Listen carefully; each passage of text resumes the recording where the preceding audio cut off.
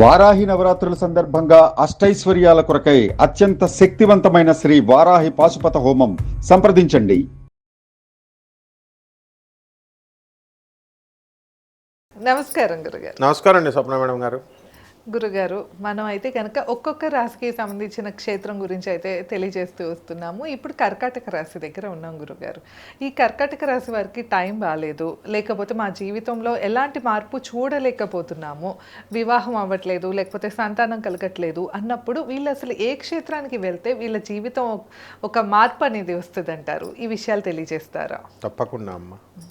లక్ష్మీం క్షీర సముద్ర రాజతనయాం శ్రీరంగధామేశ్వరీం దాసీభూత సమస్త దేవ వనితాం లోకైక దీపాంకురాం శ్రీమన్మందకటాక్షలబ్ధ విభవత్ బ్రహ్మేంద్ర గంగాధరాం త్వాం త్రైలోక్య కుటుంబినీం సరసిజాం వందే ముకుంద ప్రియాం.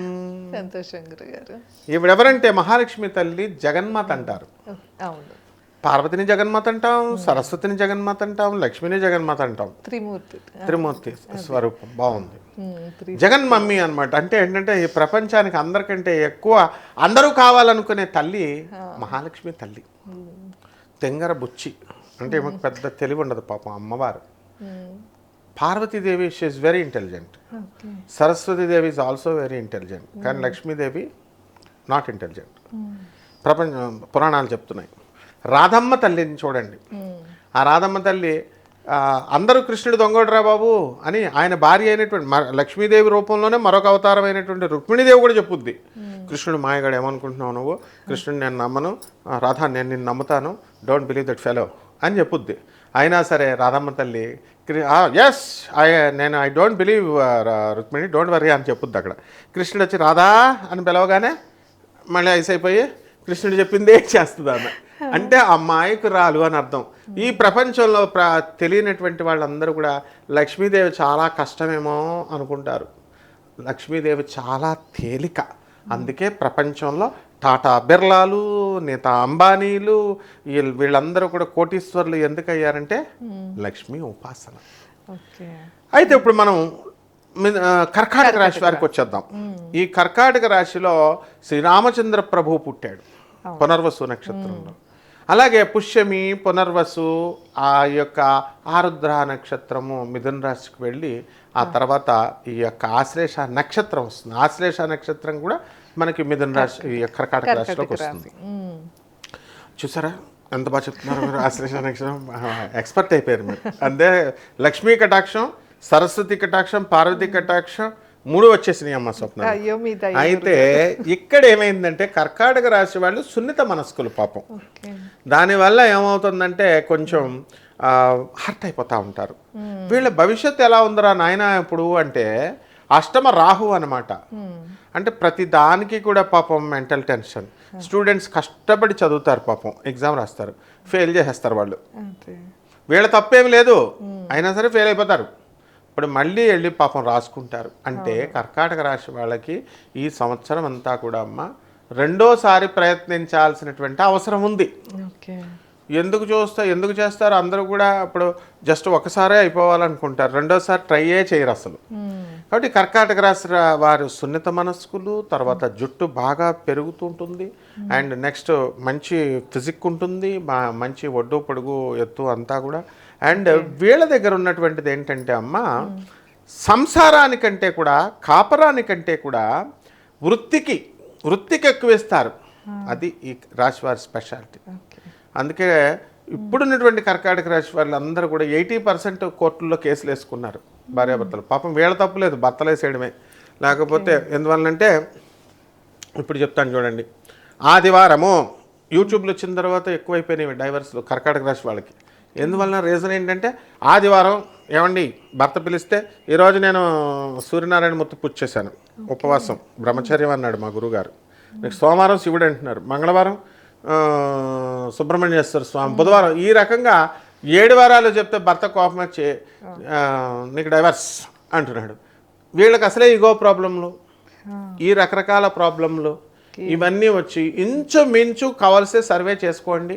కర్కాటక రాశి వాళ్ళు పాపము వాళ్ళ సంబంధం లేకపోయినా వాళ్ళు మంచి పనులు చేస్తున్నా కూడా వీళ్ళకి డైవర్స్లు కోర్టుల్లో కేసులు పెండింగ్ ఎక్కువ కర్కాటక రాశి వాళ్ళు ఉన్నాయి. అంటే యాజ్ ఆన్ దిస్ డేట్ చెప్తున్నాను. అలాగే కర్కాటక రాశి వాళ్ళకి పాపం ఇతరులు బాధపడుతుంటే చూడలేరు, వాళ్ళు జాలి ఎక్కువ, హెల్ప్ చేసేస్తారు. హెల్ప్ ఏ ఎక్స్టెంట్కి చేసేస్తారంటే అది వచ్చి మన మీదకే పడిపోద్ది అన్నట్టు ఉన్నా సరే చేసేస్తారు. అందువల్లనే శివుడు భస్మాసురుడికి వరం ఇస్తే ఏమైపోయింది, ఆయన మీద టెస్ట్ చేస్తా ఉండు నువ్వు పని చేస్తావు లేదా అంటే ఆ శివుడి పరిస్థితి అయిపోద్ది, హెల్ప్లెస్ పరిస్థితి అయిపోద్ది కర్కాటక రాశి వాళ్ళ పరిస్థితి.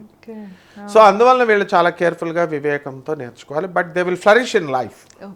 30 years తర్వాత విజృంభిస్తారు వీళ్ళు. బాల్యంలో పాపం పేదరికంలో ఉంటారు. ఆ తర్వాత 40 సంవత్సరాల తర్వాత హస్బెండ్ దగ్గరికి వచ్చేసరికి చాలామంది కర్కాటక రాశి వాళ్ళకి 2 marriages అవ్వడానికి ఎక్కువ అవకాశాలు ఉన్నాయి. కొంత డైవర్స్ అయిన తర్వాత కొంతమందికి అక్కడ సెకండ్ మ్యారేజ్ క్లిక్ అవ్వడానికి అవకాశాలు ఉంటాయి. అందరికీ కాదు, కొంతమందికి. సో ఇది పర్సనల్ చార్ట్ని బట్టి మనం చెప్పాలి. ఈ రాశి వారందరూ కూడా మనకి ఈ యొక్క గురుడు కర్కాటక రాశిలో మంచి జ్ఞానం అన్ని ఇస్తాడు కాబట్టి ఏదో ఒక విద్యలో వీళ్ళు పిచ్చగా రాణిస్తారనమాట. ధనస్థానం, ధనం ఎలా సంపాదిస్తారు అనేటటువంటిది ఇక్కడ కేతువు ధనస్థానంలో ఉన్న డిసెంబర్ 5, 2026 సంవత్సరం వరకు కూడా. అప్పుడు అసలు ఎవరికీ తెలియదు అనమాట. వాళ్ళ మాటలు కూడా చాలా సన్నగా నెమ్మదిగా పాములాగా మాట్లాడతారు. వీళ్ళ యొక్క లక్కీ నెంబరు 2, వీళ్ళకి లక్కీ కలరు తెలుపు. ఆ తర్వాత వీళ్ళు ధరించాల్సినటువంటి రత్నము పుష్యరాగము. అలాగే ఈ యొక్క గురు బలము అనేటటువంటి దాన్ని ఎక్కువగా వీళ్ళు చేసుకోవాల్సినటువంటి అవసరం ఉందన్నమాట. అలాగే వీళ్ళందరికీ కూడా ఏ క్షేత్రానికి వీళ్ళందరూ వెళితే ఈ సకల కష్టాలు పోతాయి, అసలు మా భర్త మనస్సు మారుతుంది అనేసి చాలామందికి పాపం ఉంటుంది.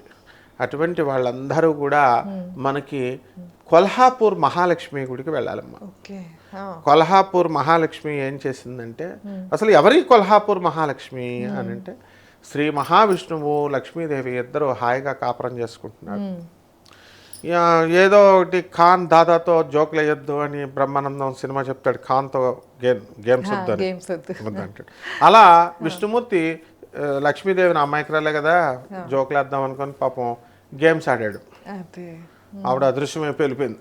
ఒకసారి పుట్టింటికి వెళ్ళిపోతే ఏదో బ్యాగ్ తీసుకొని తెచ్చుకోవడం అనుకున్నాడు విష్ణుమూర్తి. అంత ఈజీ కాదు. లక్ష్మీదేవి వెళ్ళిపోతే సముద్ర ఆ తర్వాత వెళ్ళి ఋషుల్ని అడిగితే అదంత ఈజీ కాదు నాయన, ఈ ప్రాసెస్ ఏదో తిట్టేయడం అంత ఈజీ కాదు, పెళ్ళాలను తిట్టేస్తే వాళ్ళు సూట్ కేసు పెట్టుకొని వెళ్ళిపోయి మళ్ళీ నా కమాన్ అని మళ్ళీ పిలిస్తే వచ్చేస్తారు అనుకుంటున్నామేమో.